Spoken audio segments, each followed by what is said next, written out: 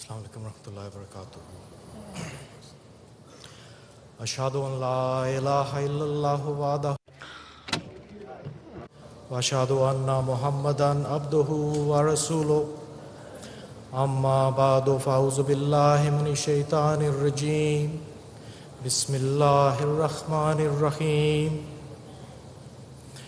Wa iza salaka ibadi anni fa inni qareeb. أجيب دعوة الداع إذا دعان فليستجيبوا لي وليؤمنوا بي لعلهم يرشدون. Respected শ্রদ্ধেয় সভাপতি, Messiah alayhi salatu wasalam, and viewers around the world, Assalamu alaikum wa rahmatullahi wa barakatuh. শ্রদ্ধেয় সভাপতি, প্রতিষ্ঠিত মসিহ মাউদ আলাইহিসসালামের সম্মানিত অতিথিবৃন্দ, আসসালামু আলাইকুম রহমতুল্লাহ বারাকাতু। আল্লাহ তাআলার অস্তিত্ব ও তার সাথে সম্পর্ক স্থাপন এটি এমন একটি প্রশ্ন যা মানব জাতির মন মস্তিষ্কে শত সহস্র বছর ধরে অনুরণিত হয়ে আসছে। আরম্ভ করার পূর্বে একটি বিষয় স্পষ্ট করতে চাই, আমি কোনো ধর্মীয় বক্তা নই, আমি কোনো স্কলার নই, আমি একজন সাধারণ নাগরিক আপনাদের মতোই যারা আমার সামনে রয়েছেন। কিন্তু আমি চেষ্টা করব আপনাদের সামনে আমার সীমিত জ্ঞানে খোদা দর্শনের অলৌকিক বিষয়টি তুলে ধরার জন্যে। আল্লাহ কি বলেছেন স্বয়ং এই বিষয়ে আপনারা যেন শুনছিলেন যে আয়াতটি, আল্লাহ বলেন, আর যখন আমার বান্দারা তোমার কাছে আমার সম্পর্কে জিজ্ঞেস করে তখন বলো আমি নিকটেই আছি, আমি দোয়াকারী দোয়া গ্রহণ করে থাকি সে যখন আমার নিকট দোয়া করে। সুতরাং তাদেরও উচিত তারা যেন আমার কথা শুনে এবং আমার প্রতি ঈমান আনে, যেন তারা সঠিক পথের দিশা লাভ করতে পারে।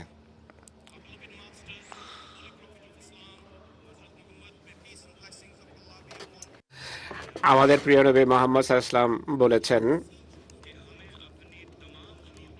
আমাদের সকল প্রয়োজনে আমাদের আল্লাহর কাছে দোয়া করা উচিত, এমনকি জুতার ফিতাও যদি ছিঁড়ে যায় সেই তার জন্য আল্লাহর কাছে দোয়া করা উচিত। হযরত মসিহ মাউদ আলাইহিস সালাতু ওয়াস সালামের যুগে আল্লাহর পক্ষ থেকে যে অগণিত দোয়া গৃহীত হয়েছে, যাতে অসহায় ব্যক্তিরা সাহায্য পেয়েছে, রুগ্নরা আরোগ্য লাভ করেছে, আর বাহ্যত অসম্ভব বিষয়াদি সম্ভব হয়েছে, সাধিত হয়েছে। হযরত মসিহ মাউদ আলাইহিস সালাতু ওয়াস সালাম তার এক উর্দু কবিতা লিখেছেন, আমার প্রেমাস্পদের চেহারা প্রদর্শনের সময় এখন সন্নিকটে।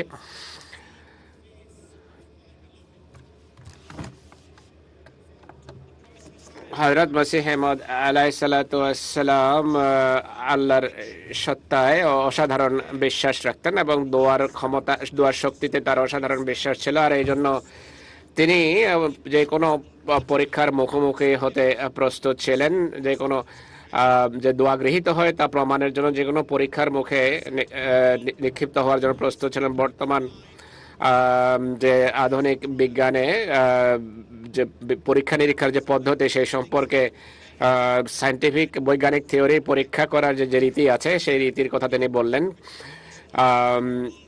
কিন্তু বিজ্ঞানের এই পদ্ধতি পরীক্ষার করার অনেক পূর্বেই যুগ ইমাম হযরত মসিহ মাউদ আলাইহিস সালাতু ওয়াস সালাম স্বয়ং এমন ডাবল ব্লাইন্ড র্যান্ডমাইজ পরীক্ষার সম্মুখীন হতে প্রস্তুত ছিলেন দোয়ার কার্যকারিতা প্রমাণের জন্য।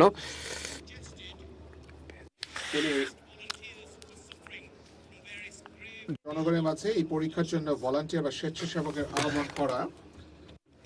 আহ্বান করা যাতে অংশগ্রহণ করার মান হবে যারা দুরারোগ্য কোনো জটিল রোগে আক্রান্ত, সে যে কোনো ধর্মের হতে পারে, এই বিষয়ে কোনো বৈষম্য করা হবে না এবং নামগুলো র্যান্ডমলি নির্বাচন করা হবে এবং নামের দুটো পৃথক তালিকা তৈরি করা হবে।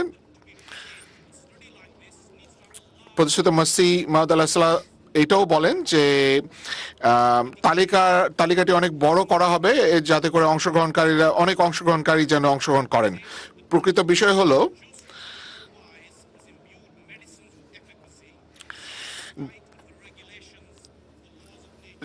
সেটা হচ্ছে যে যে ঔষধের মাধ্যমে যেমন মানুষের রোগ ভালো হয়ে থাকে, আল্লাহ তাআলা ও দোয়ার মাঝে সে বরকত রেখেছেন। আপনারা বসে আছেন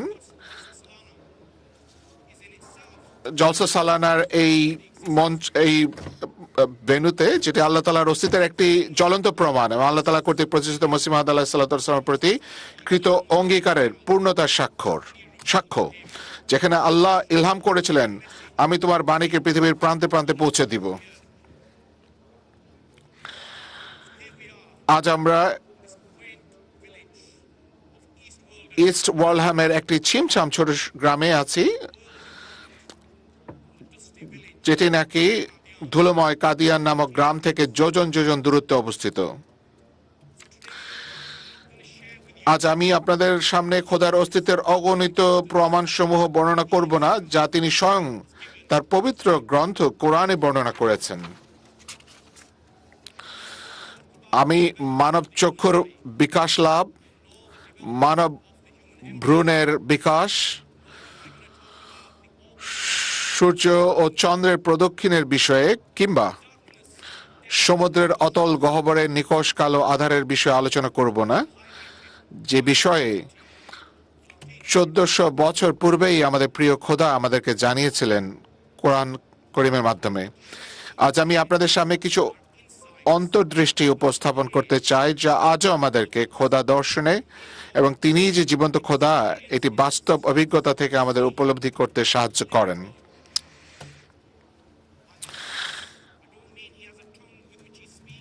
আমি এর মাধ্যমে এটা বলতে চাই না যে খোদা তার জিহ্বা দিয়ে বলেছেন অথবা চোখ দিয়ে দেখেছেন, বরং আমরা এটা বলতে চাই যে খোদা তাআলা আমাদের জন্য কি করছেন তার মাধ্যমে আমরা সেটি প্রমাণ করতে চাই। আমি আপনাদেরকে 130 বছর পূর্বে কাদিয়ানের ধুলোমাখা গ্রামে ফিরিয়ে নিয়ে যেতে চাই, যেখানে আল্লাহ তাআলা তার প্রতিষ্ঠিত মসিহ মাউদ আলাইহিস সালাতু ওয়াস সালামের দোয়া শুনেছেন। বর্তমানে আমরা আমাদের কল্যাণে আমাদের বর্তমান খলিফা, পঞ্চম খলিফার যুগ অতিবাহিত করছি, যেখানে নাকি আমরা এর প্রমাণ দেখতে পাচ্ছি। আমরা এই যে প্রমাণ দোয়া কবুলিয়তের, সেটার সাথে আল্লাহ তাআলার সাথে সম্পর্ককে আমরা জোরদার করতে পারি, যার মাধ্যমে ডিজনিতে যে রূপকথার গল্প সেটাকেও হার মানায়। আমি আপনাদের সামনে ছোট আকারে কিছু কথা শেয়ার করছি, যেটি নাকি কোনো ফেয়ারি টেল বা রূপকথার গল্প নয়, যেটি আমাদের অনেক আহমদীরা প্রতিনিয়ত সেই এক্সপিরিয়েন্স পেয়ে থাকেন। মসিহ মাউদ আলাইহিস সালাম লিখেন তার পংক্তিতে, সেদিন অতি নিকটে যখন আমার প্রেমাস্পদ খোদা তার স্বরূপ প্রকাশ করবেন। না, Our faith is not just based আমাদের বিশ্বাস শুধু পৌরাণিক কাহিনীর উপর নির্ভরশীল নয়। আমি আপনাদের সামনে কয়েকটা উদাহরণ তুলে ধরব। অতি সাধারণ বিষয়ের সাথে দোয়া সম্পর্কযুক্ত হতে পারে এবং বাহ্যত খুবই অসম্ভব একটা বিষয়। চলুন আমরা কাদিয়ানের গলিতে ফিরে যাই, 130 বছর পূর্বের কাদিয়ানে। সেই ঘটনা সম্পর্কে চিন্তা করুন। হযরত মাওলানা গোলাম রসুল রাজেকে রাদিয়াল্লাহু আনহু একটি ফলের দোকানে যান, কিছু ফল কিনতে যান তিনি। সেখানে তার সাথে তিনি নিয়ে গিয়েছেন মসিহ মাউদের সাহাবী এবং গোলাম রসুল সাহেবের সাথী মৌলভী ফজলউদ্দিন সাহেবকে। হযরত মৌলভী ফজলউদ্দিন সাহেবের হৃদয়ে একটা ইচ্ছার উদ্রেক হয়, একটা বাসনা জাগে। তিনি চাইলেন যে গোলাম রসুল রাজেকি সাহেব যদি কিছু আঙ্গুরও কিনতেন। হযরত রাজেকি সাহেব দোকানে যান, সব ফল ফলাদি কিনলেন আঙ্গুর ছাড়া। তিনি আঙ্গুর কেনেননি। তার ফল কেনা শেষ হয়, তিনি ফিরে যাচ্ছিলেন। কয়েক পা যাওয়ার পর তিনি থেমে যান, আবার হঠাৎ উল্টো পথে ফিরে আসেন, আবার ফলের দোকানে যান, কিছু আঙ্গুর ক্রয় করেন, এরপর বাড়ির দিকে যাত্রা করেন। পথিমধ্যে তিনি তার সাথীকে উদ্দেশ্য করে বলেন যদি আঙ্গুরই ক্রয় করার থাকতো তাহলে নিজে আমাকে বলতে পারতেন, আল্লাহকে দিয়ে কেন বলালেন আমাকে? অর্থাৎ আঙ্গুরে যদি চাইতেন যে আমি ক্রয় করি, তাহলে আপনি নিজেই বলতে পারতেন, আল্লাহকে দিয়ে বলালেন কেন? এটি এক ধরনের সম্বোধনের রীতি ছিল। এই সকল ঘটনা বা এই ধরনের ঘটনা আমাদের দৈনন্দিন জীবনের দোয়ার বিষয়ে আশ্চর্য সরলতা এবং বাস্তবিক প্রয়োগকে আমাদের সামনে নিয়ে আসে। দোয়া যে কত সাধারণ একটি বিষয়, অথচ আল্লাহ তাআলা তা কবুল করেন। তবে এমন কিছু সময়ও আছে যখন দোয়া গৃহীত হওয়া না হওয়ার বিষয়টি আক্ষরিক অর্থে জীবন মৃত্যুর বিষয় হয়ে দাঁড়ায়, জীবন মৃত্যুর প্রশ্ন হিসাবে সামনে আসে। হযরত খলিফাতুল মসিহ আল খামেস আইয়াদাল্লাহু তাআলা আজিজ 2006 সনের 4 মে ফিজিতে ছিলেন। সেখানে এক ভয়াবহ তুফান আসে টোঙ্গা দ্বীপে, ফিজির টোঙ্গাতে। আমেরিকার জাতীয় আবহাওয়া বিভাগ সুনামির অনেক বড় সতর্ক বার্তা প্রচার করে। সুনামি কেন্দ্র বলে এত বৃহৎ আকারের ভূমিকম্প এই পুরো এলাকায়, পুরো উপকূলে ভয়াবহ ধ্বংসযজ্ঞ সৃষ্টি করতে পারে। কয়েক মিনিটের ভিতর থেকে আরম্ভ করে কয়েক ঘন্টার মাঝে এটি আঘাত করতে পারে। আপনারা ভাবতে পারেন যে মানুষ কতটা ভীত এবং ত্রস্ত হবে, কতটা উদ্বিগ্ন হবে। হুজুর এই ঘটনা নিজেই বর্ণনা করেছেন। 2019 সালে হুজুর সেটি বর্ণনা করেন। আল্লাহ যদি চান তাহলে সেই যে ঝড় বা ভূমিকম্প সেটিকে বন্ধ করতে পারেন। হুজুর বর্ণনা করেন দর্শের মাধ্যমে এই ঘটনা। সবাই এটা নিয়ে খুবই চিন্তিত ছিলেন। হুজুর অনেক ফোন পান এবং অনেক পরিবারের পক্ষ থেকে হুজুরের কাছে দোয়ার জন্য আবেদন করা হয় সুনামি যাতে না আসে। হুজুর আকদাস তখন ফজরের সময় বলেন, যারা শুনছিলেন দরজ তাদেরকে বলেন, আমি দোয়া করব এবং আপনারা সবাই দোয়া করুন যেন আল্লাহ তাআলা এই সুনামিকে পরিবর্তন করেন। তাহলে আপনারা চিন্তা করে দেখুন, আমাদের ইমাম খলিফা হুজুর সেই ফজর নামাজের পর হুজুর যারা শুনছিলেন তাদেরকে উদ্দেশ্য করে বলেন, তাদেরকে হুজুর আশ্বস্ত করেন যে আপনারা চিন্তা করবেন না, আল্লাহ তাআলা ফজল করবেন, অনুগ্রহ করবেন, আল্লাহর কিছুই হবে না ইনশাআল্লাহ। প্রায় 2.5 ঘন্টা পর ঘোষণা আসে যে ঝড়টি সম্পূর্ণভাবে সরে গেছে, সুনামির কোনো নাম চিহ্নই এখন আর বাকি নেই। হযরত মসিহ মাউদ আলাইহিস সালাতু ওয়াস সালাম আমাদের খোদা এক, তিনি আজও জীবিত। যেভাবে তিনি অতীতে বা পূর্বে জীবিত ছিলেন, আর তিনি আজও সেভাবেই কথা বলেন যেভাবে অতীতে বলতেন। তিনি আজও সেভাবেই শোনেন যেভাবে পূর্বে শুনতেন এবং দোয়া গ্রহণ করতেন।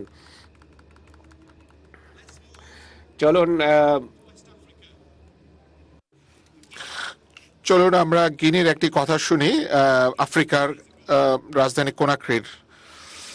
আমাদের মিশনারি মৌলানা তাহের আবেদ সাহেব দুটো মুখোমুখি সংঘর্ষে লিপ্ত মিলিশিয়া গ্রুপের মাঝে পড়েন কোনাক্রির সড়কে। তিনি তার বাসায় স্ত্রী সন্তান সহ তার বাড়িতে অবস্থান করে তাদের বাড়ির দেয়ালে বিদ্ধ হওয়া বোমা ও বুলেট থেকে নিজেকে রক্ষা করার চেষ্টা করছিলেন।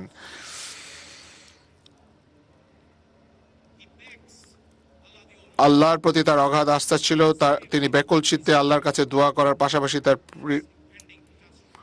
আল্লাহর কাছে দোয়া করেন এবং পাশাপাশি তার প্রিয় ইমামের নিকট দোয়ার জন্য লিখেন। এই গৃহযুদ্ধের মাঝখানে লন্ডনের কেন্দ্র থেকে তার কাছে নির্দেশনা পৌঁছে তিনি যেন যে কোনো মূল্যে দেশ ত্যাগ করে সিয়েরা লিওনে চলে যান, যে কোনো মূল্যে। আল্লাহ তাআলার কৃপায় তিনি কিছু লোকের সন্ধান পান যারা তাকে এবং তার পরিবারকে সীমান্ত পার করে সিয়েরা লিওনে পৌঁছে দেবে, যা প্রায় 2.5 ঘন্টার সফর, 80 মাইল দূরে অবস্থিত। তবে পারাপারের জন্য জনপ্রতি $5,000 পড়বে। তারা 4-5 জন মানুষ ছিলেন। তিনি এ নিয়ে চিন্তা ভাবনা করেন কিন্তু কোনোভাবেই মনকে রাজি করাতে পারলেন না যে আমার জীবনের মূল্য কখনোই জামাতের $25,000 সমান হতে পারে না। এই ভেবে তিনি সেই প্রস্তাব ফিরিয়ে দিলেন। কল্পনা করুন সেই সিদ্ধান্ত গ্রহণের সময় তার মনের অবস্থা কি ছিল। তার স্ত্রী ও সন্তানদের বাড়িতে আতঙ্কিত অবস্থায় তারা ছিলেন। কয়েকদিন পর গোলাগুলি বন্ধ হয়ে যায় আর তিনি পুনরায় দেশ ত্যাগের বিষয়ে পুনরায় চেষ্টা করতে বাড়ি থেকে বের হন। আল্লাহ তাআলার কৃপায় তিনি এমন একটি গাড়ি চালকের সন্ধান পান যে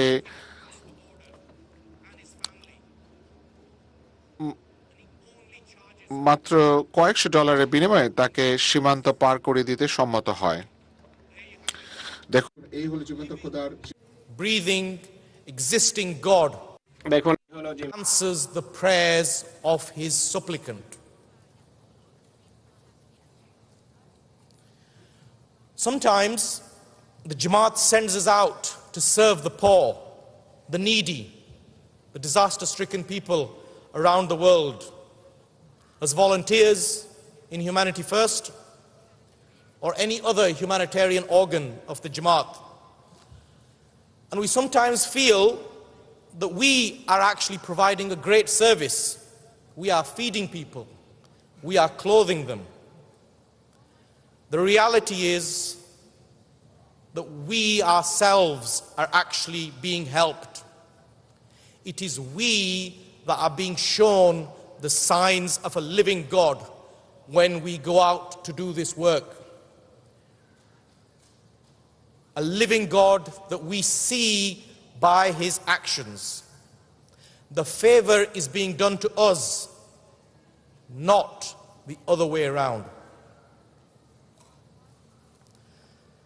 Let's move about 3,000 miles away from here to the city of Mosul in Iraq. It was ravaged by the battles between ISIS and the Iraqi Liberation Forces in 2017. In March the following year, a Humanity First team visits Iraq on a humanitarian mission to provide medical aid, sanitation, and clothing for the displaced population in northern Iraq.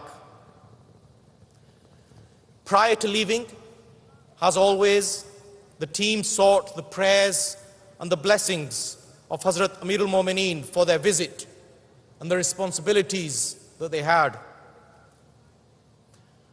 The team conducted a very detailed risk assessment using all their knowledge, skills, and research to carefully plan a visit to Mosul, keeping in mind the risks. I remembered prior to departure that beloved Hazur Aqdas very graciously advised that if you ever run into any difficulty or emergency and you need some guidance, call the private secretary and he will relay your message to me. As we approached the road to the city of Mosul, as a team we discussed a few matters and we decided for the first time in my life to use the discretion that Hazrat Amir al-Mu'mineen had given. And I asked Munir Javed Saab a question. I called and I requested a question to be put to Hazur Aqdas. Looking back, the question that I asked was completely inappropriate. It was a question that would waste Hazur Aqdas' beloved time. There was no logic in the question I asked. But Allah clearly had a different plan for the stupid question that I asked. So I asked, we are on our way to Mosul and would like to ask our beloved Imam if it would be a good idea to take some sweets for the people on behalf of Hazrat Amir al-Mu'mineen. A few moments later, the phone rings, and I hear the voice of respected Private Secretary Saab, and he speaks in his soft, gentle voice, and he says, Hazur Aqdas ne farmaya hai कि बहुत ज़्यादा volunteer करने की ज़रूरत नहीं. Hazur Aqdas has stated, it is not necessary to volunteer too much. The message hit me like a bolt out of the blue. I relayed it to our two team members, and they both instantly understood that it meant we should turn back. And we all immediately turned back. At the time, none of us understood the significance of the message that we had just received, but we obeyed. Some days later, it became কিছুদিন পর এই বিষয়টি আমাদের সবার কাছে স্পষ্ট হয়ে যায়। আমরা জানতে পারি যে কিছু লোককে সেই একই রাস্তায় আক্রমণ করা হয়েছে যে পথ দিয়ে তারা যাচ্ছিল, এবং তারা মালয়েশিয়ার আক্রমণে সবাই নিহত হয়। সে পথে, যে পথে হুজুর আমাদেরকে যেতে বারণ করেছেন, আল্লাহ তাআলা আমাদেরকে নিশ্চিত মৃত্যু থেকে রক্ষা করেছেন।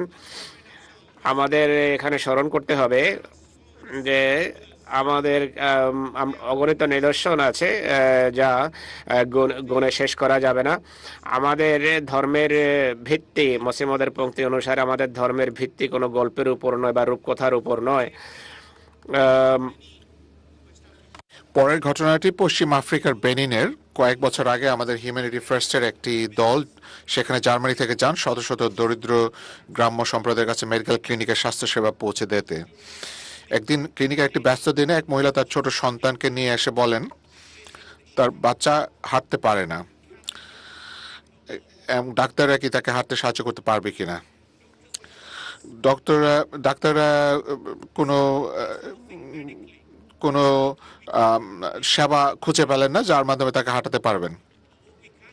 কিন্তু আমাদের টিম রীতি অনুযায়ী তার জন্য আল্লাহর নিকট তার সাহায্যের জন্য আন্তরিক দোয়া করলেন এবং সদকা দিলেন।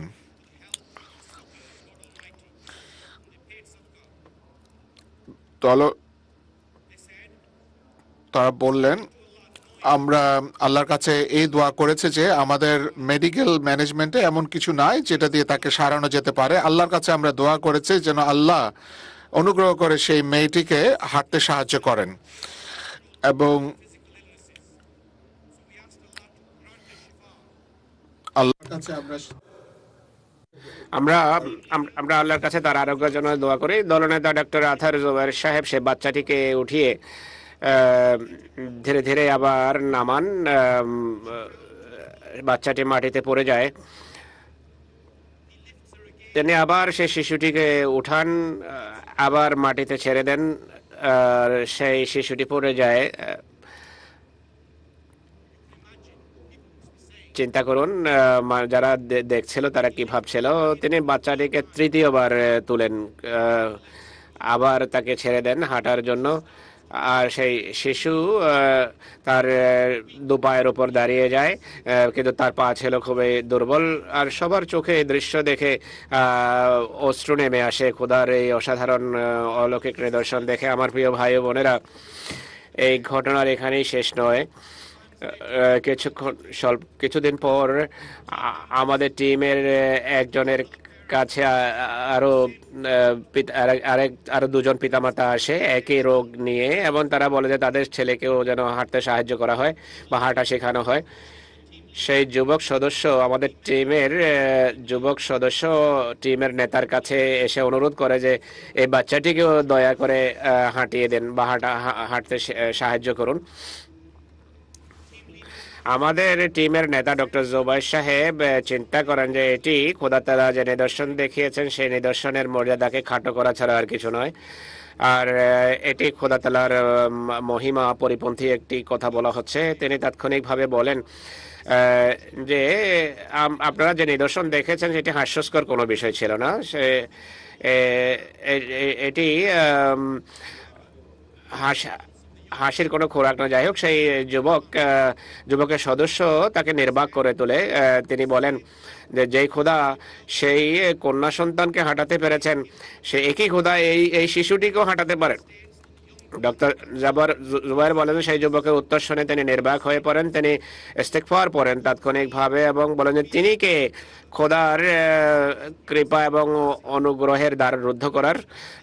তারা সবাই একত্রিত হন এবং বিগলিত চিত্তে দোয়া করেন আল্লাহ তাআলার দরবারে যেন খোদা তার কৃপা এবং দয়ার নিদর্শন প্রদর্শন করেন এই শিশুর ক্ষেত্রেও।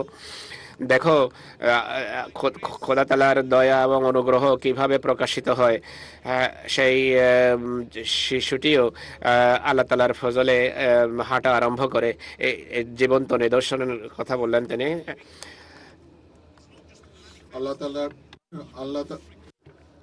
আল্লাহ তাআলা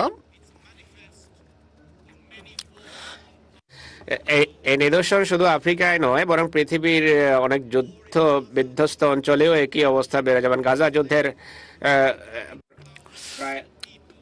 গাজায়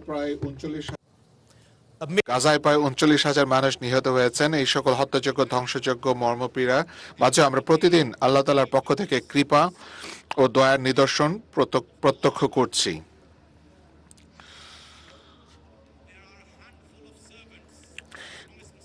আল্লাহ হাতে গোনা কয়েকজন নগণ্য সেবক আল্লাহ তাআলার কাছে সাহায্যের জন্য দোয়া চেয়ে তাদের সঙ্গী গাজাবাসীদের মন প্রাণ দিয়ে সেবা করে যাচ্ছে। তাদের কাছে এমন কিছু ছিল না যার মাধ্যমে তারা সাহায্য করতে পারে। তারা অসহায় ছিলেন। তাদের খুব কম পরিমাণে তাদের খাবারের সরবরাহ ছিল। আল্লাহ তাআলার কৃপায় এই দলটি গাজা জুড়ে 8টি স্থানে প্রজেক্ট পরিচালনা করছে।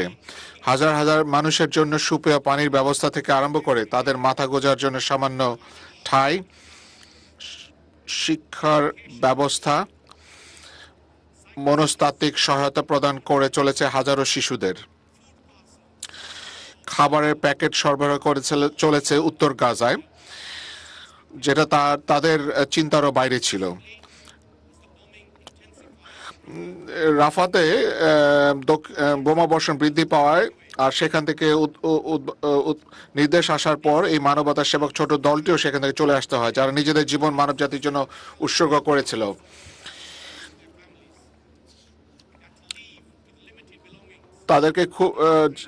তাদেরকে সেখান থেকে সরে আসতে হয় এবং তাদের বিপদসংকুল এলাকা বেরিয়ে পড়ার পর তারা আল্লাহ তাআলার নিকট দোয়া করেন যে তারা প্রায় 50 জন পুরুষ, নারী ও শিশুদের থাকার জন্য কোনো ঠাঁই খুঁজে পাচ্ছিলেন না।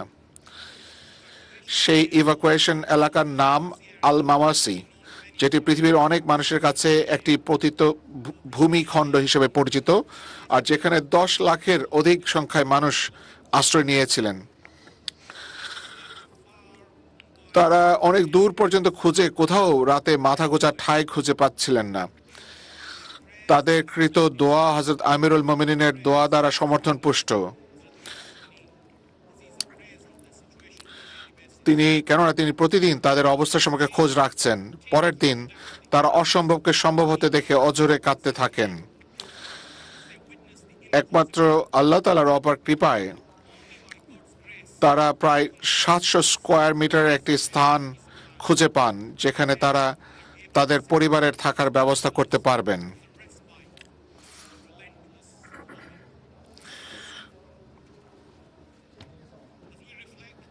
Miraculous support and resilience shown by our brothers.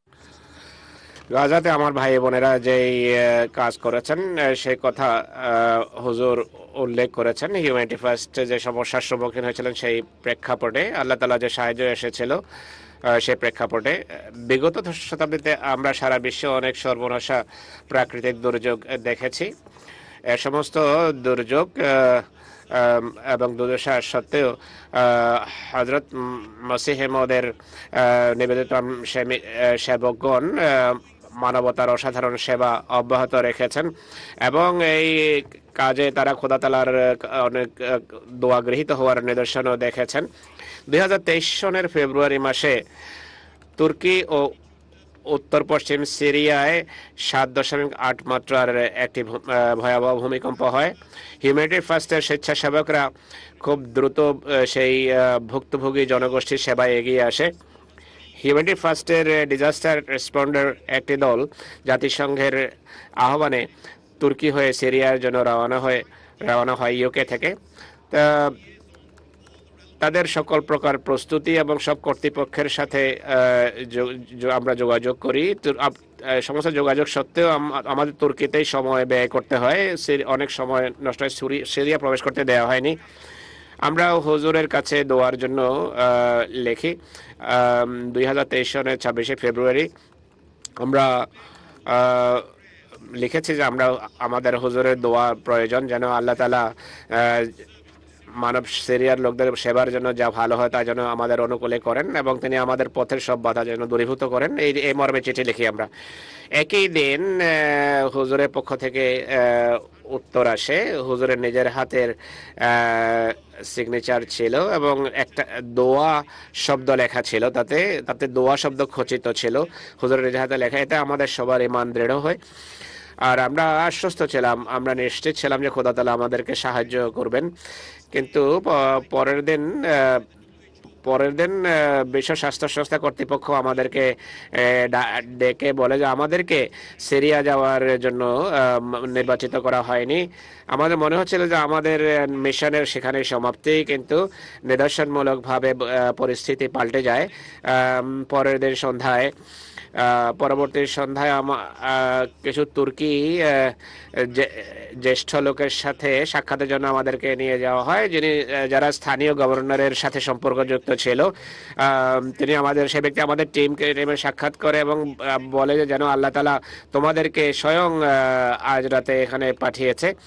আমরা সেই জায়গায় যখন আমরা সে স্থান ত্যাগ করতে আমাদের গাড়িতে উঠতে যাচ্ছিলাম, একজন ভেতর থেকে দৌড়ে এসে আমাদের পাসপোর্ট তাকে দিতে বললেন আর আমাদের জানালেন যে সেখানকার ওয়ালি আমাদের সিরিয়ায় প্রবেশের অনুমতি দিয়েছেন। প্রতিষ্ঠিত মসিহ মাউদ আলাইহিস সালাম বলেন, হযরত মসিহ ইসলাম বলেন যে দার্শনিকেরা বলে খোদা থাকা উচিত, কিন্তু আমি আমার ব্যক্তিগত অভিজ্ঞতার ভিত্তিতে বলছি খোদা থাকা উচিত নয়, বরং খোদা আছেন। উপসংহারে আমি আপনাদেরকে বলতে চাই যে সেই খোদা যিনি মুসার সাথে সিনা পর্বতে কথা বলেছিলেন, আজও তিনি কথা বলেন। একই খোদা যিনি ইব্রাহিমের সাথে কথা বলেছিলেন, তিনি আজও তিনি কথা বলেন। একই খোদা যিনি আমাদের প্রিয় নবী সাল্লাল্লাহু আলাইহি ওয়াসাল্লামকে হেরা পর্বতের গুহায় সাহায্য করেছিলেন আবু বকরের সাথে, আজও তিনি কথা বলেন। জাযাকুমুল্লাহু আহসানাল জাযা।